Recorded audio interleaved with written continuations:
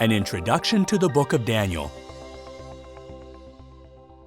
Daniel wrote this prophetic book in Babylon. He was taken to Babylon, likely as a young Judean prince, along with other nobles. In time, Daniel served as a government official for the Babylonians and later for the Medo-Persians. Daniel opens his book by relating events that began in 618 BCE when he was still a young man. He completed his writing in approximately 536 BCE. Obadiah, Ezekiel, and Jeremiah were Daniel's contemporaries. They lived during a tumultuous period of Israel's history that included the destruction of Jerusalem. Daniel witnessed the Medo-Persian conquest of Babylon and the return of a faithful remnant of God's people to Jerusalem. However, he did not join those returning to Jerusalem, likely because of his advanced age. The book of Daniel has 12 chapters. Chapters 1 to 6 record in chronological order the experiences of Daniel and those of his 3 companions. Chapters 7 to 12 contain Daniel's account of prophetic dreams and visions that he received by inspiration. Chapters 1, 3, and 6 recount the various tests of integrity that Daniel and his Hebrew companions successfully meet. As young men, they reject food and drink that would make them unclean in God's sight. Sometime after this, Daniel's 3 companions, Shadrach, Meshach, and Abednego, bravely faced death in a fiery furnace for refusing to worship an image representing the Babylonian state. Years later, despite an official decree prohibiting petitions to anyone but Darius, Daniel perseveres in prayer to Jehovah, and as a result, is thrown into a lion's pit. With each test, Daniel and his companions maintain their integrity, and Jehovah protects them.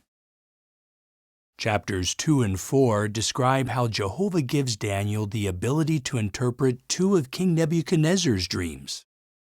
Each of these divinely sent dreams has prophetic significance.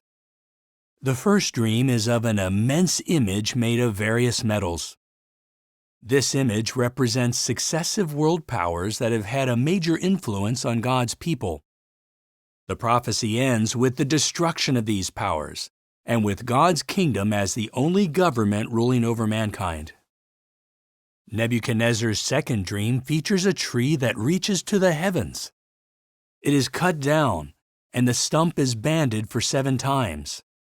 This symbolizes an interruption of rulership. However, the stump is allowed to remain, indicating a restoration of rulership. Chapter 5 relates that handwriting miraculously appears on the wall of the palace where Babylonian King Belshazzar holds a feast.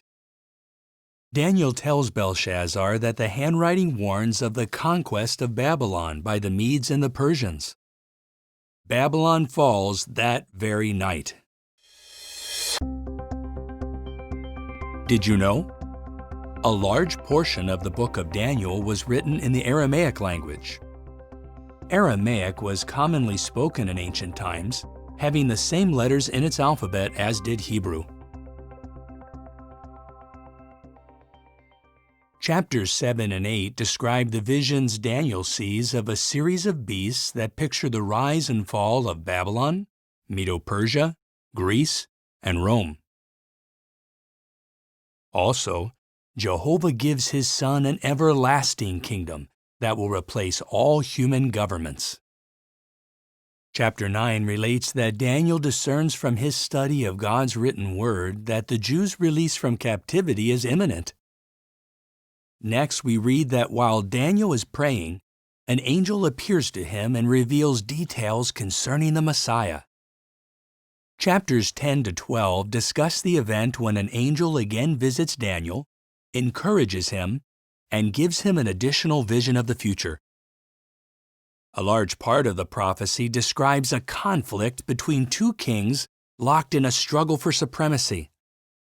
The fulfillment of the prophecy would extend to the final part of the days. The angel reassures Daniel of God's approval and tells him that, although he will soon rest in death, he will stand up in the resurrection at the end of the days. As you read this book, note how much Jehovah values Daniel's faithfulness, how Jehovah maneuvers kings and kingdoms according to his purpose, and how Jehovah gives his Son an everlasting kingdom that will replace all human governments.